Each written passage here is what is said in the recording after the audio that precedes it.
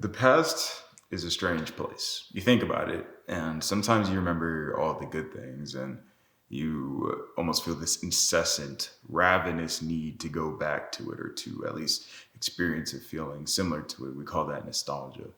And then sometimes you think of misery, you think about dark times, or you think about how much worse it used to be, or perhaps how much better it used to be, whatever the fuck. You got your trauma, you got your nostalgia, you got this different mix of things. And the past is so interesting because you get this tendency, especially when you move on, to cling on to certain memories that are, at least in your mind, so close, but in reality, so distant, so far off, and so out of the picture. To points where when you really zoom out and you really start to understand where you are and how you are to thrive or how ought you thrive, or even when you think back to your relationships with people back then and how that might manifest itself today or how it could look like today, even just thinking about the fact that you experienced them, things start to become a bit obfuscated. Things start to become very obscure, and you really start to question just how great or just how miserable your past is. I think anyone who's into psychology or some type of philosophy or even neurology to an extent can understand that concept. The idea that we construct scenes in our mind, certain very warped perceptions of how something was or how something occurred. I know Spinoza mentions some form of concept between the imagination and the bodies. You have your bodies, you have your mind, you have the imagination, and the imagination turns up a certain image or a certain idea of a particular attribute or person or thing or experience, and it crafts its own sort of judgment. That judgment's never going to be accurate. Our past is never going to be accurate, and so why do we cling on so hard? I had to ask myself this question recently because recently my family just moved from a home that we've been staying in for the past 18 years. To put it into perspective, I'm 21 years old. We moved into that old house when I was 3. My youngest brother wasn't even born yet when we moved in there. And so we had 18 years to build up a life in that house. We had 18 years to collect a variety of experiences and memories and problems and solutions and all the stuff that comes with living in an African household. So we had 18 years to develop that, and afterwards it just kind of reached a point where it was time to find something bigger, where it was time to create a more comfortable space for the family. But that came with a lot of stipulations. It came with the idea that we were about to abandon 18 years worth of such and such memory, worth of building up that house, of constant renovations, or not, maybe not constant, but consistent renovations, of changing up, of even the neighborhood and all it used to be, and even to some extent what it is now. The past can be a very fruitful thing. It carries all of the lessons that brought you to where you are today. And so, of course, it's always good to reflect and to understand where you might have gone wrong, where you went right, or where you could have applied more of yourself to. It's always great to look back at that. It's always great to remember the people that you met along the way and what values they applied to you or what they implemented to you to turn you into at least the quality person you are today, or at least part of that quality. Ultimately, we're going to continue to develop, but it's always great to look back and reflect. But with that said, I thought about all the old friends I used to have. I think about all the old groups. I think about all of the memories, and I think about all the people that had since moved in and moved out between those 18 years. And I just think, how much of this is really worth holding on to? How much of this is really worth fighting for? And I don't say this from a perspective of apathy, of not really caring, because I do care. But at what point do you just kind of tell yourself, hey, this happened when it did, and the present you can't do anything with that information. It can't do anything but ruminate. It can't do anything but just kind of think of, oh man, that was something. Oh yeah, that happened. At what point do we kind of look at the present state of things rather, and say, It's not what it once was. That neighborhood that we left is the same place, but it's not at the same time.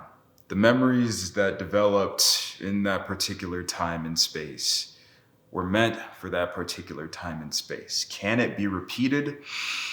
That's a question that a mortal and, quite frankly, ignorant individual like me could not answer. But the fact is, what occurred within that time and space occurred within that time and space. What do I do with that memory? How do I carry it forward? And do I give it justice by attempting to cling to it? I was asking myself these questions because I'm like, well, this is my childhood home. And quite frankly, I didn't have too much feeling leading up to the move. So I was really wondering, like, shouldn't I feel more sad or shouldn't I feel more sanguine? Even though it's not really much of a tragedy, but should I feel more sentimental? Let's put it that way. Should I feel more sentimental about the move? Like, this is 18 years right here. But then you kind of compare that and you weigh it in with the present state of things and you realize that memory is not quite as sturdy as we make it out to believe. The past is not quite as sturdy as we champion it for. So that clinging could often lead us to very detrimental paths.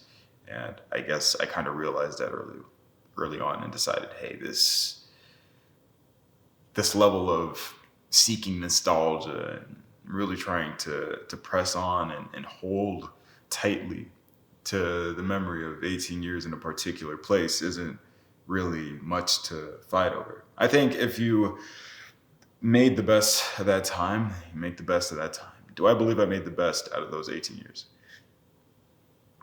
I don't really know. I mean, I'm here now and I think I'm in a pretty good place in life. So as far as whether or not those 18 years were used to the best of their ability, that's one thing. You are where you are now. I don't think that has so much to do with what place you're in. I think it has a lot more to do with how you present yourself, with how you carry yourself, with how you constitute the day to day of your livelihood. It doesn't matter what place I'm in. I'm in a new, bigger place now, yes. But what does that say about my work ethic? What does that say about my current relationships? What does that say about my current occupations? It doesn't say much. Maybe I'm further away from one thing. Maybe it'd be harder to reach a certain friend. Or maybe it'll be more difficult to get from here to a certain desirable place. But what does this move exactly prevent me from doing? It doesn't prevent much. It doesn't quite prevent much. And so I'm just thinking about that. I'm like, well, it's not that big of a deal anymore. Perhaps in my mind, I could try to rationalize this idea of losing that place. And this is going back to a more stoic virtue. I don't champion or coin myself as much of a stoic. I'd rather let my actions speak for itself. But it goes back to this idea of what's there doesn't truly belong to you. And it's very difficult to really wrap your head around this concept, especially when you've been in a certain state of mind or even a certain place for so long to where you almost feel like the property is yours, it belongs to you, it's a part of your existential being, this particular location or this particular vocation or whatever it may be, whatever item, even like a phone or something. It's very easy to look at that and say, this is mine, it belongs to me, but look how seamlessly things changed over time. We got all of those boxes in this new place within the day. And suddenly this house became ours and that house became someone else's. It's a precious thing, truly. And that feeling of nostalgia will never quite disappear, but ultimately, that house never really belonged to us. It's going to go to the next person up, and then the next person is going to sell it to the person after that. And maybe I pull a Kanye and rebuy it in the future when I'm a multi-billionaire. But seriously though, like it'll move from time to time and perhaps one day it'll even be destroyed by some circumstance or maybe it'll be renovated into something even crazier, something incomprehensible. We were in a sense a servant to the house. Even though in some of our minds and in certain circumstances we felt like we were entitled to what the house had to give us. But that house did well for us. It offered us sleep. It offered us comfort.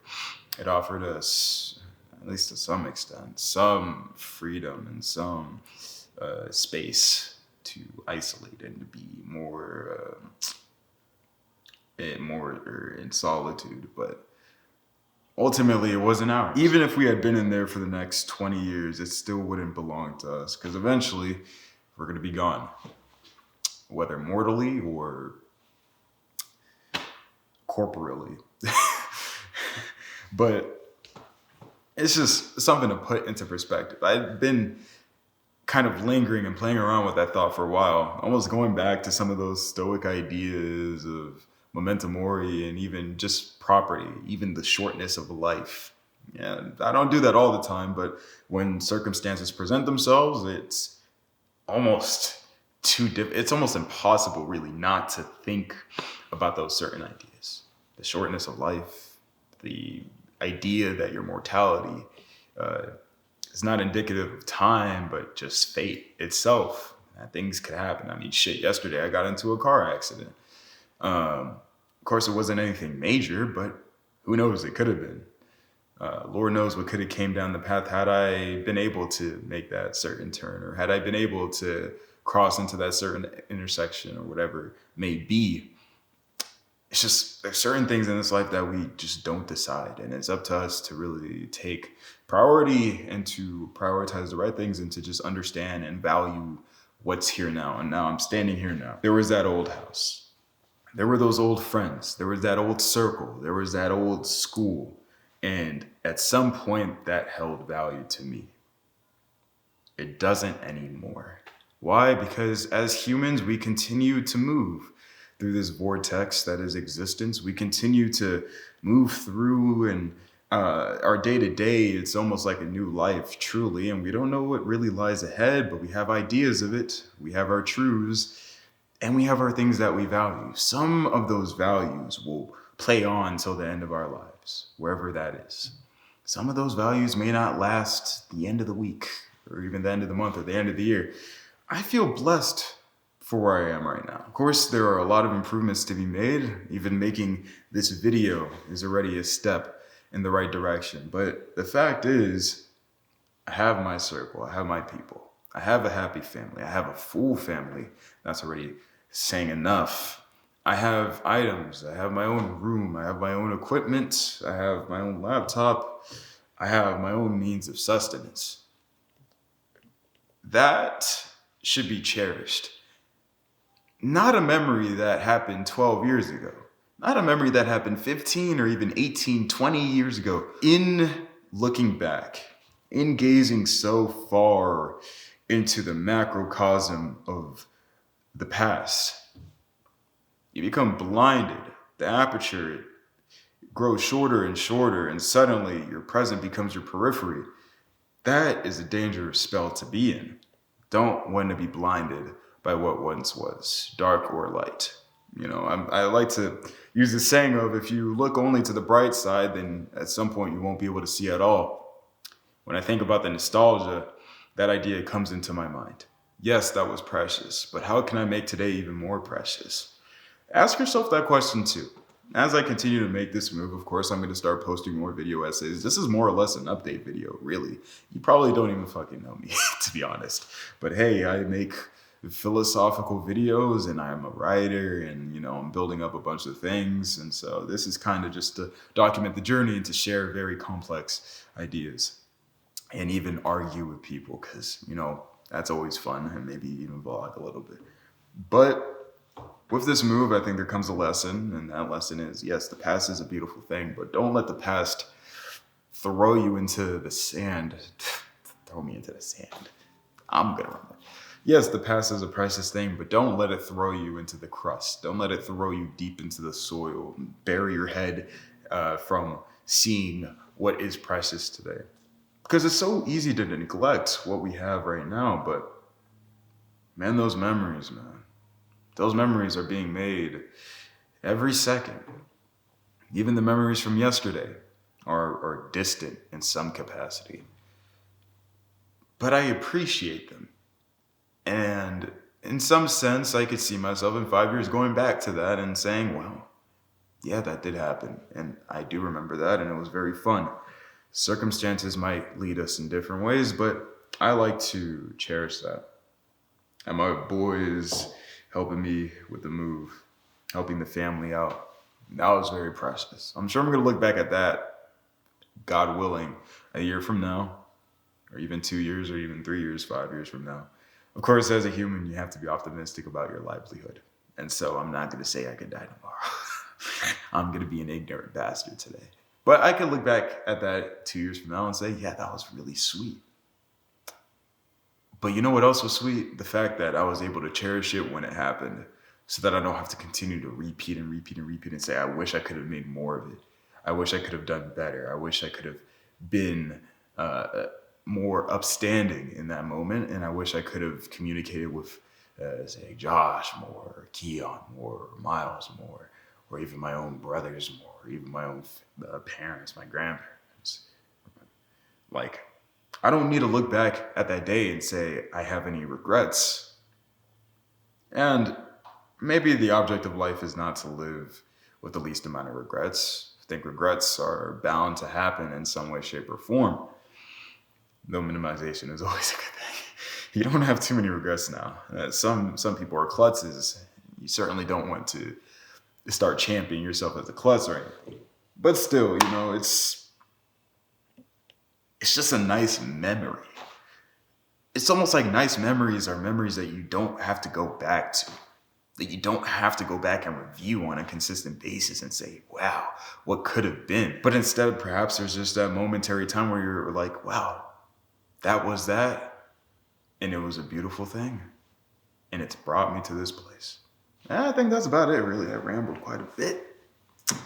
Still a lot going on here today, but if you'd like to read some articles from my Substack, feel free to. It's very informative stuff. I also have an Instagram that I don't really post on, but I do need to start dropping more photography on there and maybe some highlights. I'm still trying to figure out where I'm going to post my videos to outside of YouTube, but that's something for future me to decide. Maybe have some regret over. But I'm sure there's going to be some regret even here. I might have forgotten a point or two. Who gives a fuck, man? You remember what you remember and you present yourself in a certain way. What's left for review can be used in future time. Anyway, that's it for me. I'm going to get out of here now. This is Ibra. I'll catch y'all later, man. Peace.